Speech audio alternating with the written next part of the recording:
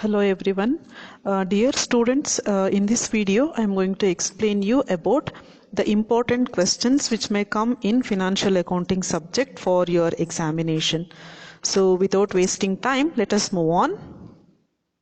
See, first unit is about completely the theoretical framework of financial accounting, where this particular chapter comprising of only theoretical concepts, and here I have given some of the important questions based on last 5-year question paper. So you can go through that. See, the first one says like what is the meaning of accounting or financial accounting. So you have to write the definition or the meaning for accounting and financial accounting. And second question is like whenever we are preparing the accounts or financial accounting, there will be some objectives. So on which basis we are going to prepare this financial accounting, you have to mention in the objectives. Such if you want to see here, to know the net profit, to know the liquidity position, to know the financial prosperities for the company, or to satisfy the requirements of law. There are so many objectives for preparing financial accounting. You can mention any 4. Then it comes to state any 4 functions of accounting. Again, when it comes to functions of accounting, we have recording, classifying, summarizing, interpreting, presenting. So these are the things which you can write as a functions of accounting. Then it comes to the accounting cycle. So they asked you to write what is a accounting cycle. For this accounting cycle, you can write a image or a diagram which says like the process which comes in a cycle way, where journalizing, posting, trial balance, income statement, position statement. So these 5 things which comprising of accounting cycles. Next we have journalizing. So what is the meaning of journalizing? You have to write, which means where you are converting the business transactions into journal entries, and that you have to mention here. Then what is the meaning of posting? You have to mention. So posting here, we can say identify the category for the given item, and you have to post it in debit side or credit side or in the liabilities or asset side based on the conditions. Right. So next it comes to trial balance. So what is the meaning of trial balance? They may ask. See, what the meaning of trial balance comes to the balances of all ledger accounts. So it is a balance of all ledger accounts which are prepared on the basis of journal entries. Then we have what is the meaning of position statement? See, position statement are the statement which shows the financial position of the company. Even we can call it as balance sheet. Then it comes to state any 4 uses of accounting. So you can mention why we are using it. Again, to know the profitability, to meet the requirement of the law, or to help for the decision making. Either it may be for internal users or external users, you can mention. Then any 4 advantages and disadvantages of accounting. See, accounting will be having lots of advantages and disadvantages. If it comes to advantages, it's like it will be helpful for calculating the results of the operation. Then we can say to see the financial position, to take some decisions, to help the management in taking certain or controlling certain affairs of the business. And we can say ascertaining the value of the business and to meet the requirement or legal requirement of the company. Then when it comes to limitations, limitations will be we can say accounting will provide the limited information to the management, so which will not give more information. Then we can say the limitations which will be, well, it will be always historical in nature, where we'll use accounting based on the past records. Then it comes to, it will be mentioning only monetary information. Non-monetary information will not be mentioned in accounting. So this also can be considered as one of the limitations or drawbacks or disadvantages. So any 4 you can write, advantages or disadvantages they can ask in the examination. So the same question they may ask you for 5 marks, where you have to write more number of advantages and disadvantages. Then it comes to what is GAAP.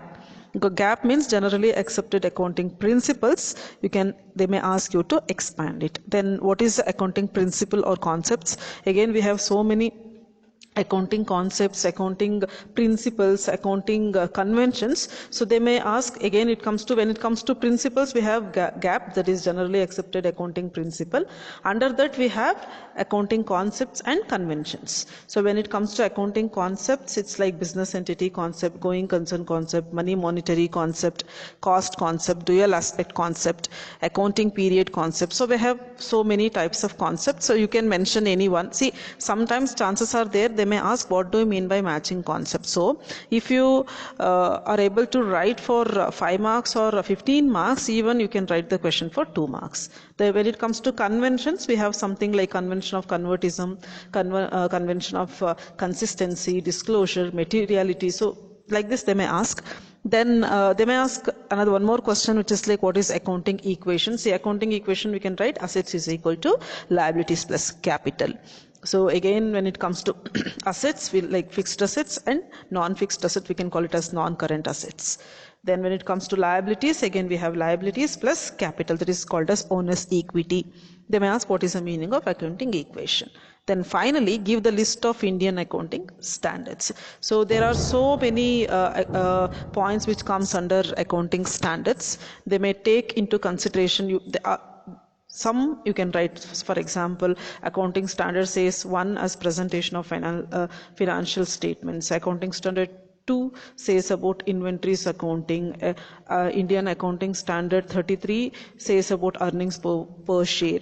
Accounting standard 106 says leases or fair value investment or operating segment. See, it is just for theory you have. There is no need to explain anything over here.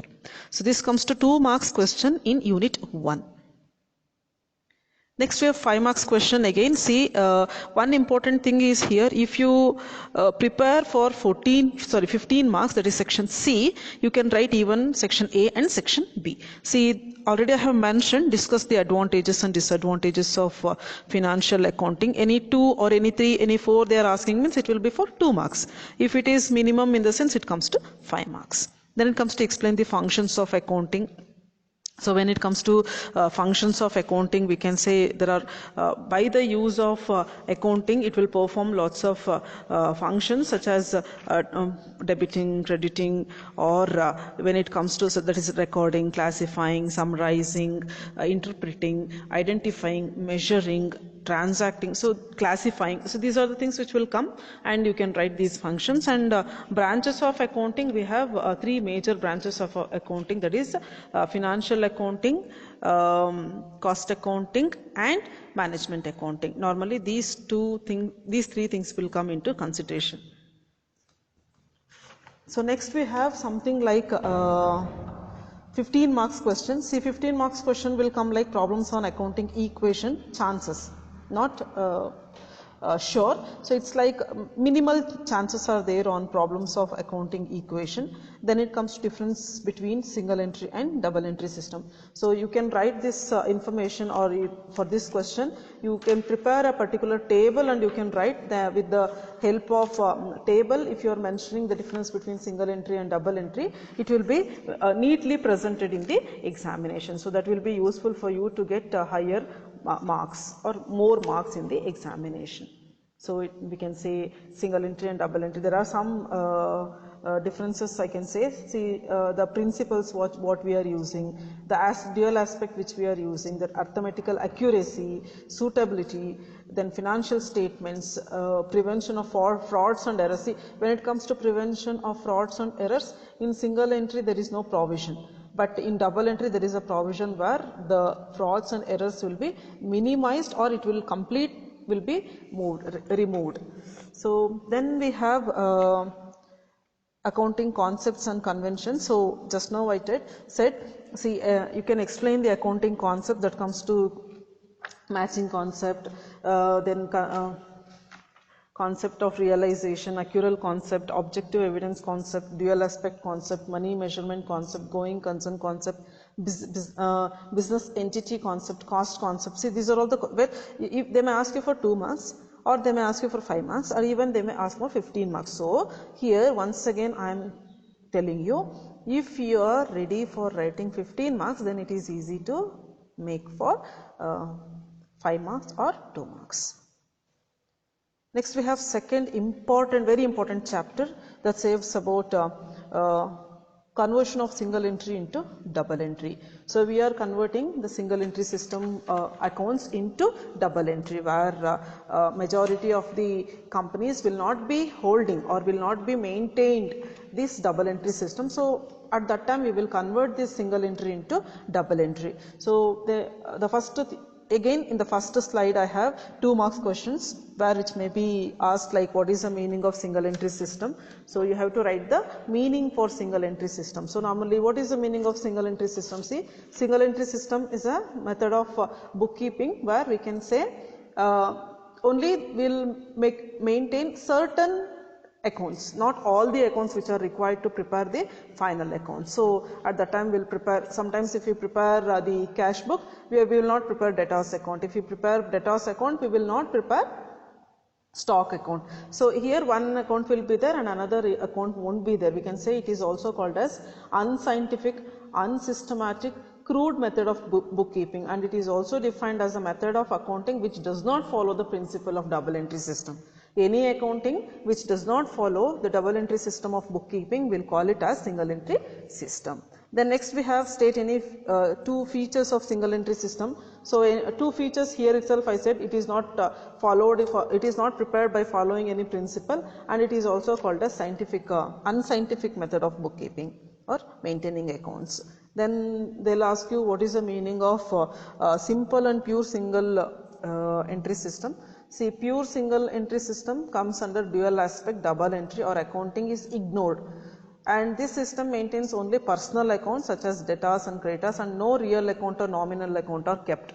So real account means which comes to assets, account will not be maintained, and nominal account means which comes to income and expenses also will not be maintained. Simple single entry means in this they will maintain cash book along with the personal accounts, that is along with the debtors and creditors account they will maintain even the cash book, and here also they are not going to prepare any or maintain any other subsidiary books. Then it comes to what is, why do we prepare the following conversion of single entry into double entry? See, there are certain reason to prepare the account or converting the single entry into double entry.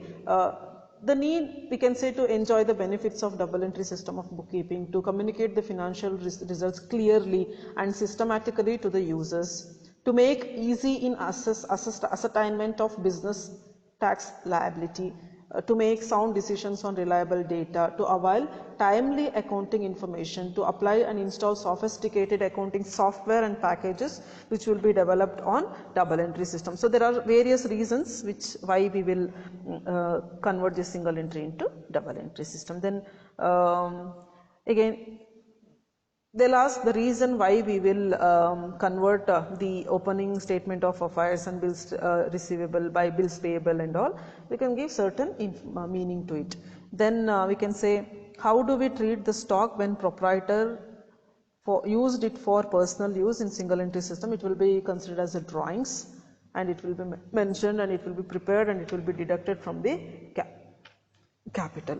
Then what is a quasi single entry system? So quasi single entry system, this is also a method of single entry system which comes like under this method, cash book, personal account and few subsidiary accounts are maintained. Not all subsidiary accounts, few subsidiary accounts are maintained. So here compared to pure and simple single entry system, under quasi single entry system will prepare at minimum 2 or 3 additional subsidiary books. So this comes to 2 marks. Then 5 marks question again they'll ask, with an imaginary figure you have to prepare a specimen of bills payable account. I have mentioned here only bills payable account. It may be bills payable account or bills receivable account can be prepared. So debtors account can be prepared. They may ask any one, creditors account or debtors account like that, and with the imaginary figure you have to prepare. And they may ask you the difference between single entry system and double entry system. Why we are preparing the accounts in single entry system and double entry system, and what is the difference between single entry and double entry. Then finally problems on preparation of trading accounts. See, when we are converting single entry system to double entry system, we will prepare trading account, profit and loss account and balance sheet, but for 5 marks they may ask you to prepare only trading account based on the given question. So they'll give a problem in such a way that you can prepare only the trading account, and that you can make or that you can identify by looking into the problem.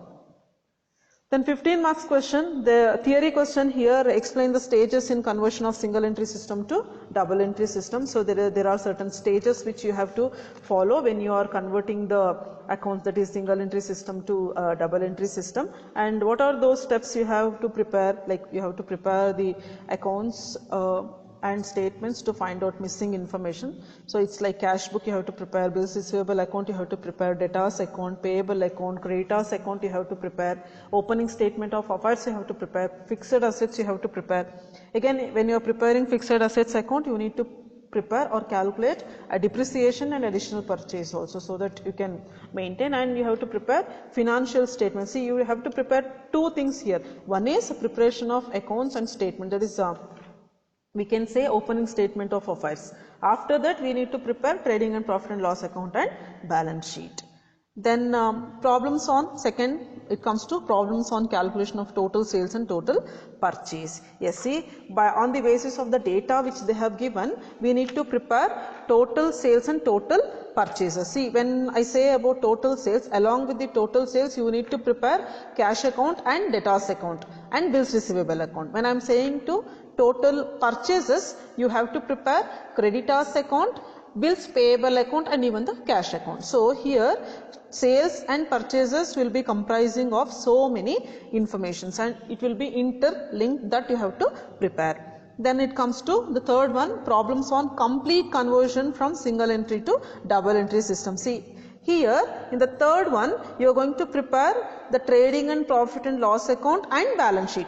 See, with the some information you will prepare trading account and profit and loss account and balance sheet. So this is how which will come for 15 marks. Here again I am repeating the thing which I said in the previous slide, like if you are able to prepare or if you are able to solve the problems for 15 marks, definitely you can solve the problems which comes under 5 marks.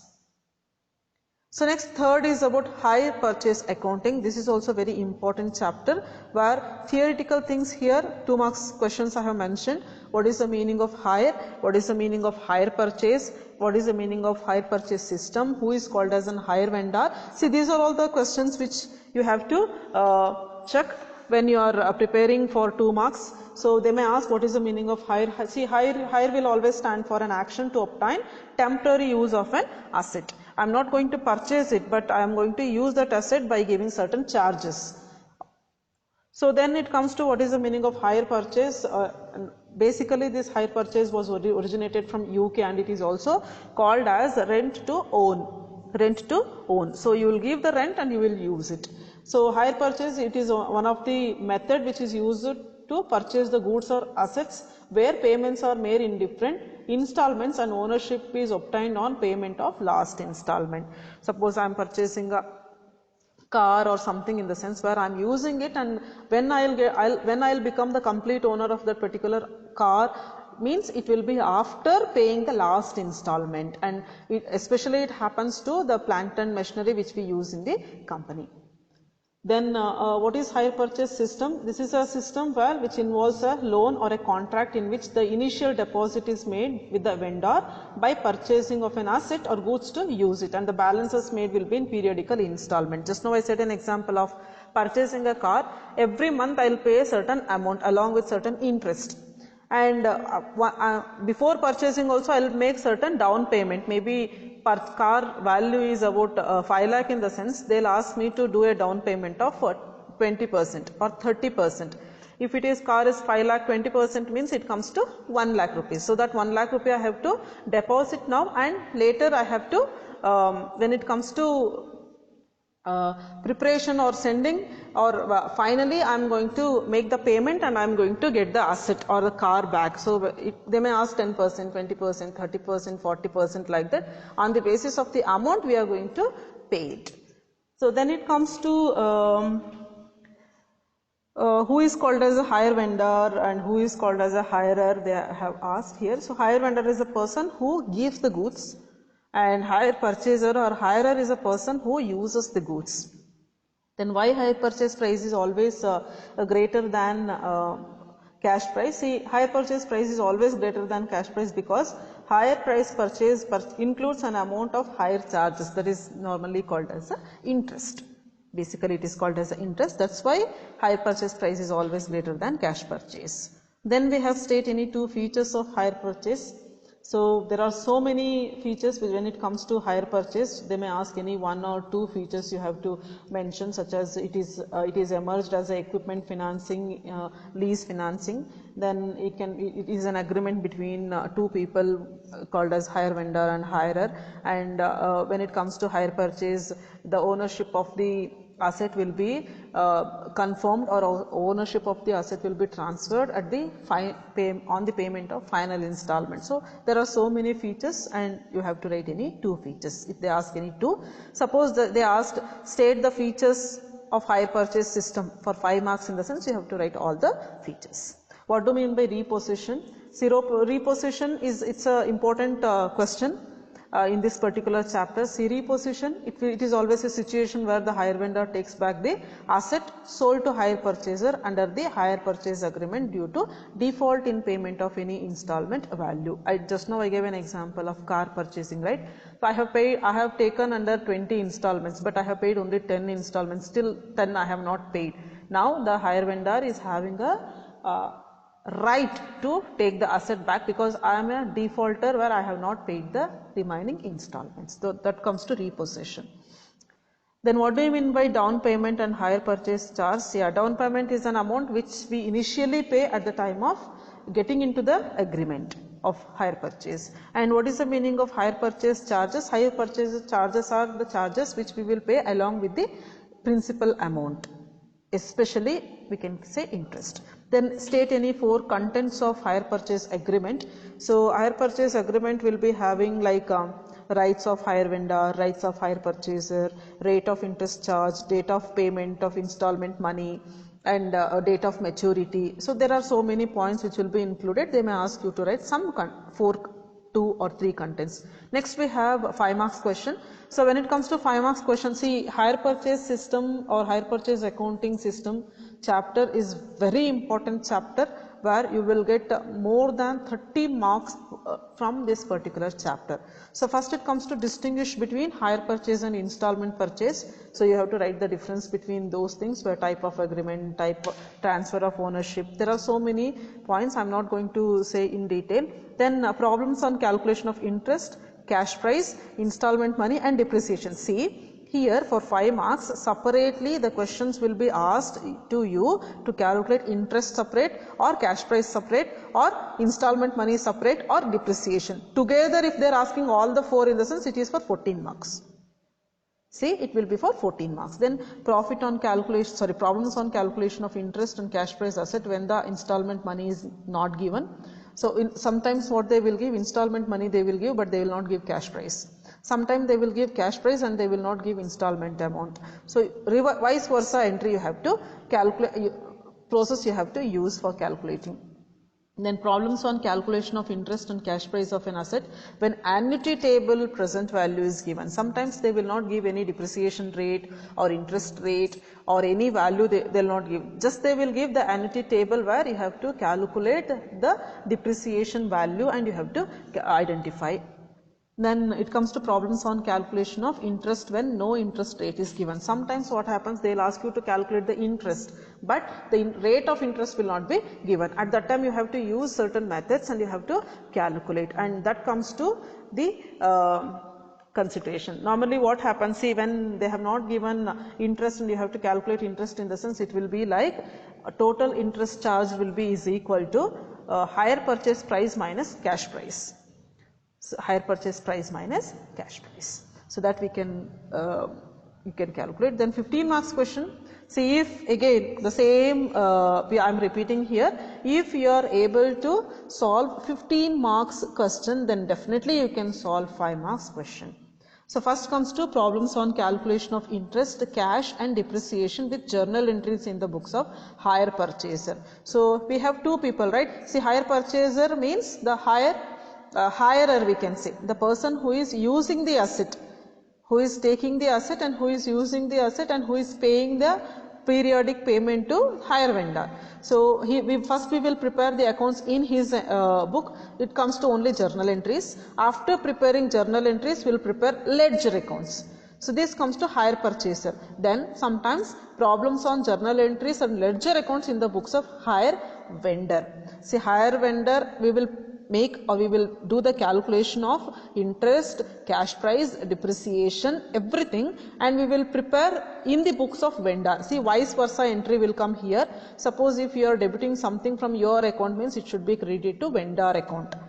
If you are crediting something from you are crediting something to vendor account, means it will be debited from your account. Your account, here again depreciation account will come, interest account will come. So it depends on the adjustments which given in the problem. Then next we have fourth one, departmental accounts. So departmental accounts are also very important, and from this particular chapter you may get 30 marks question. It's as same as the what comes third chapter, that is hire purchase accounts. So first one, it comes to what is the meaning of department, what is the department accounting, mention any 4 advantages and disadvantages of departmental accounting objectives. So you have to mention, see, whenever you are writing theory answer for theory questions, you need to write the direct answers. It's not like especially in practical papers, it's not like so and so, so and so. No, you write direct answers. That's more than enough. It's not like theory papers. Fine. So they may ask you what is the meaning of department. So you have to write what is the meaning of department. Normally we can say department is a division or a unit established by the parent organization or head office to achieve a common and specified operational functions, and each and every department is individually responsible for its own profit and loss. Then we can say what is the meaning of departmental accounting. They may ask, department accounting or departmental accounts are the set of accounts prepared to measure each department or division's operational performance and trading results. So, and these will be prepared to measure the individual department's performance.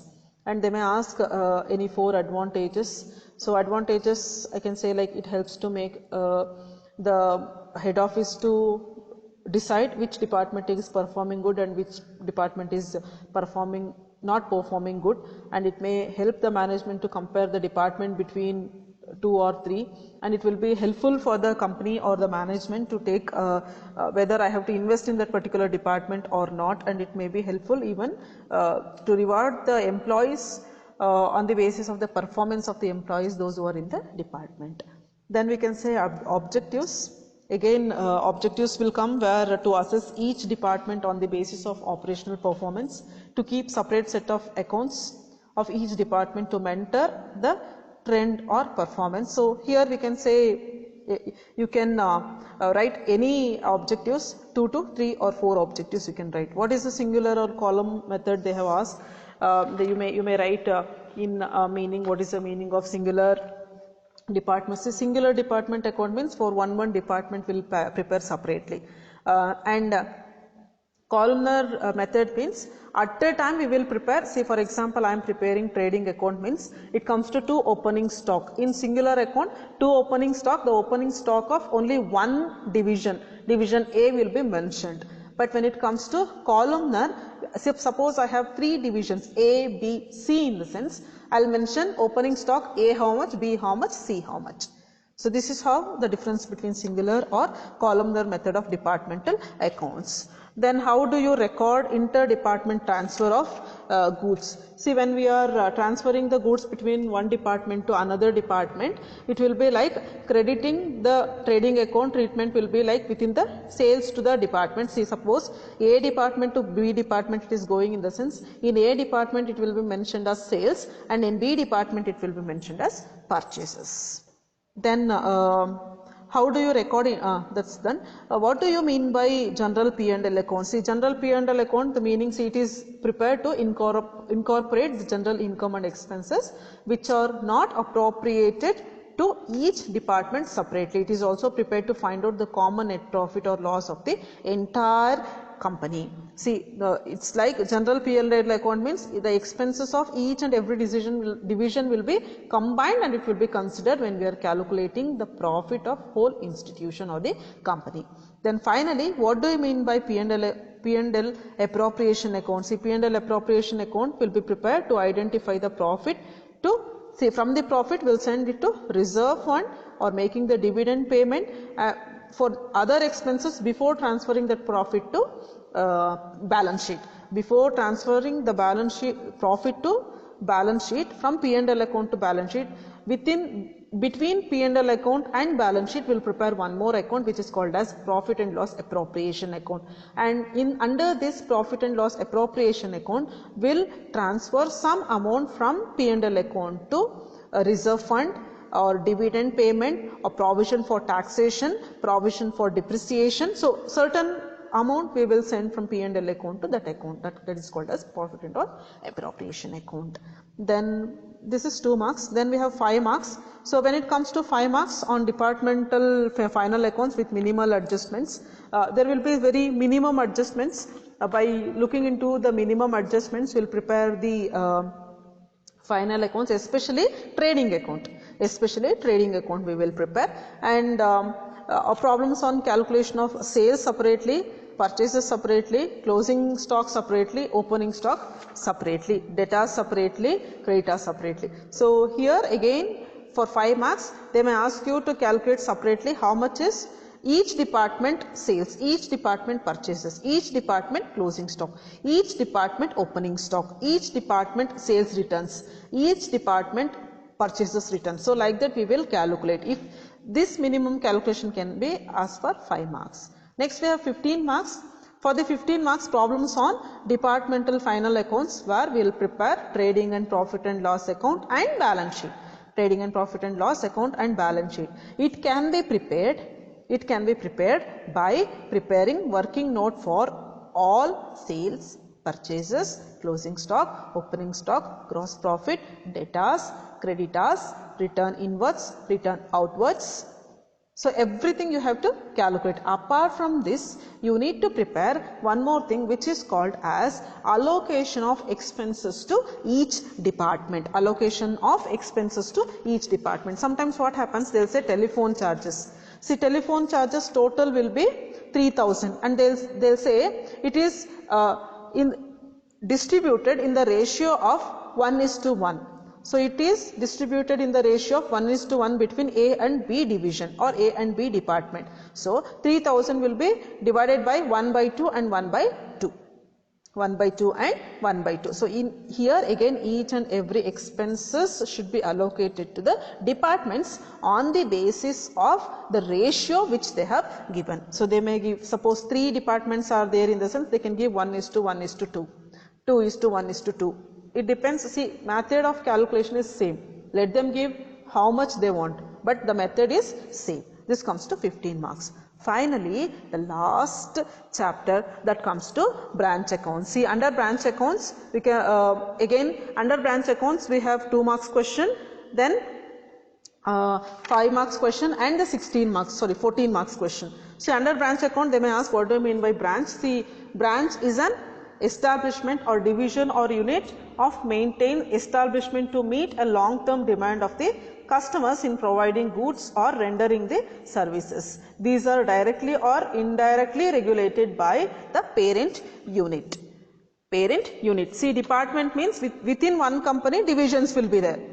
When it comes to branch, it is not within the company. It will be outside. For example, if you take Manappuram Gold Company as an example. See, Manappuram Gold Company is having the branches in all over India. They have all over in India, right? They have in Bangalore also, they have in Mysore also, they have in Hassan also, they have in Chennai also, they have in Kerala also. So they have in all the areas based on that requirement. So that comes to branch. Then what is domestic or inland branches? See, the branches which are established within geographical location of a country. So within the country we'll call it as domestic branches. Again, foreign branch means any branch which is situated or established outside India will be called as foreign branch. What is independent or dependent branches? See, independent branches or dependent branches will be like, independent branches are the branches which are not dependent on any parent company for taking certain decisions. For running their business, no need of taking any permission from the head office or the parent company. But dependent in the sense, for each and every function or performing each and every function in the company, they have to take the permission from head office. So that comes to independent and dependent branches. And then mention any two objectives of branch accounting or branch account. We can say to know the number of transactions occurred in the branch, we want a branch account. Then to find out the nature of expenses which are incurred in the branch and its requirement. So there are so many objectives, you can mention any two. Then we have what are foreign branches. Just now I said any branches which are established outside India or outside geographical jurisdiction of India, will call it as foreign branches. State few methods of branch accounting. So there are so many methods of branch accounting. For preparing branch accounting, we can say there are some we are using here. We can say head office for these are the branches which are fully or partly dependent on the head office for requirement of goods or the cash. So we can say these are the different types of accounting branches, where we can say final account method, wholesale branch method, debtors method, stock method, and creditors method. So there are so many methods which we can prepare the branch accounting. Then what do we mean by loaded price? So the loaded price, we can say again, this is one of the important question which may ask you in the examination.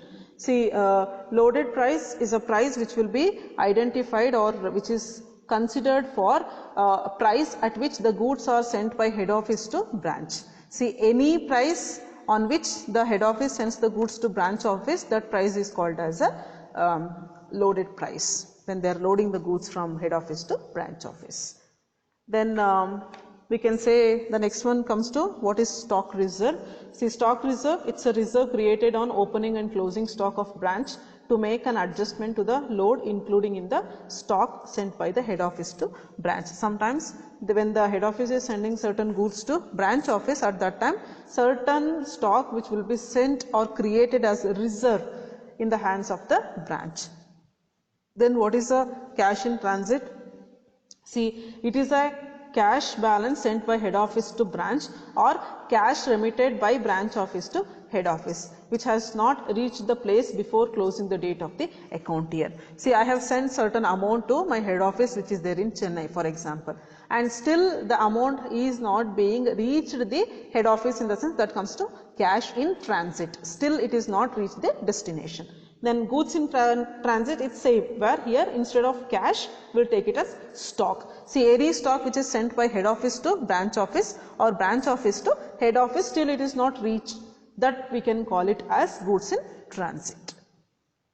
So this is for 2 marks. Then 5 marks we have problems on preparation of branch account when the goods are sent on cost price. See, normally in branch accounting you will get the question like the goods which are sent at cost price, where you need to calculate you have to prepare certain accounts when the goods are sent at cost price. So when it is being sent at cost price, you need to identify how much they have sent and when they have sent, and the date of dispatch and the time of reaching the branch office you have to identify, and at that time you need to prepare certain ledger accounts and the journal entries, ledger accounts and journal entries. And after identifying the ledger accounts and journal entries, you can come to an conclusion where you have to branch stock account or branch petty cash or other working ledger accounts you need to prepare. But for 5 marks you will not be having much calculation. The calculations will be like such, they will give some information such as stock, sales and goods, that is sales inwards or purchases inwards, or that is carriage inwards or carriage outwards, like that they will give some information, and on the basis of that you need to prepare the branch account. So you need to prepare the branch account. That comes to only to 5 marks and it will be having very minimal adjustments. And for 15 marks again it will be like you have to prepare the branch account in the books of the head office when the goods are sent in, invoice, loaded, inflated, cost plus price. See here again when we speak about preparing the accounts, the goods will be sent on various ways. Either it may be loaded price, or either it may be inflated price or cost plus price, or it may be through just invoice where they won't send any cash along with the goods. So when the situations are like this, they have to prepare certain things where we can say loaded price. For example, if it is loaded price, in the sense just now as I said, loaded price will be the price at which price the head office has sent the goods from head office to branch office. So at that time we need to prepare opening stock, we need to prepare or we need to identify goods sent by head office to branch office, then again goods returned by branch office to head office, and the closing stock.